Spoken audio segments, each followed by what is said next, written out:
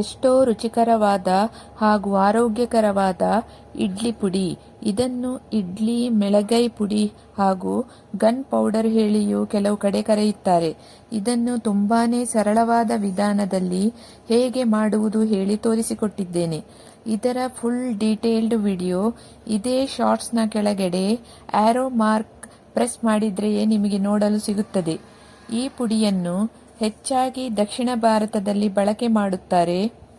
ಕರ್ನಾಟಕದಲ್ಲಿ ಇದರ ಸುವಾಸನೆ ಹೆಚ್ಚಿಸಲು ಒಣ ಕೊಬ್ಬರಿ ಕೂಡ ಯೂಸ್ ಮಾಡುವುದುಂಟು. ಆದರೆ ಇದು ಕಡ್ಡಾಯ ಅಲ್ಲ, ನಿಮಗೆ ಇಷ್ಟ ಇದ್ರೆ ಮಾತ್ರ ಯೂಸ್ ಮಾಡಬಹುದು.